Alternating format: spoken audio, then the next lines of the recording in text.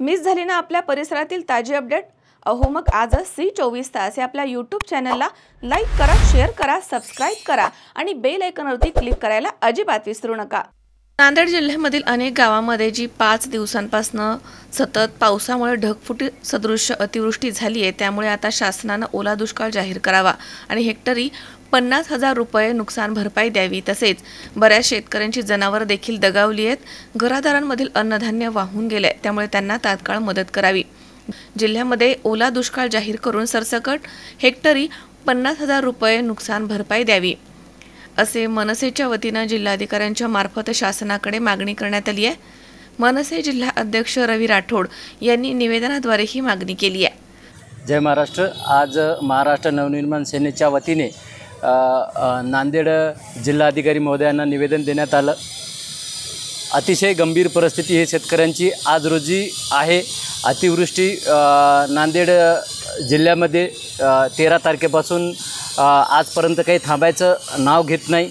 बऱ्याच ठिकाणी पुरुष महिला मुलांचा पण मृत्यू झालेला आहे।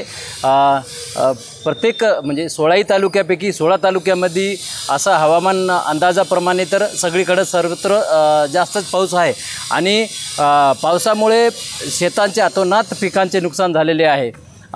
या काळामध्ये आपण पालकमंत्री महोदय हे 15 ऑगस्टला ध्वजारोहणाला आले होते, पण अशा बिकट परिस्थितीमध्ये शेतकऱ्यांसाठी नागरिकांसाठी आज पालकमंत्री महोदय हे जिल्ह्यामध्ये साधं कुठलाच एखादी पाहणी दौरा केलेला नाही।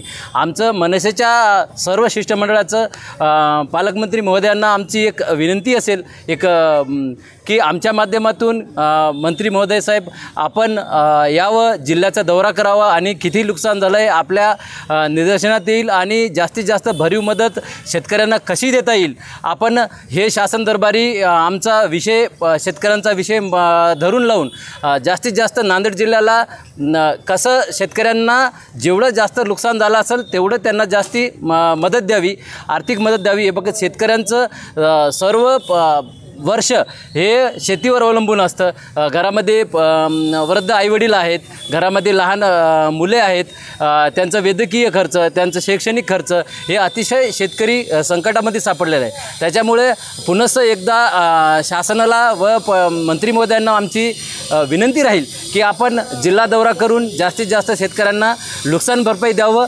हीच आमची मागणी होती निवेदनातून। मजहर शेख, C24 तास, नांदेड।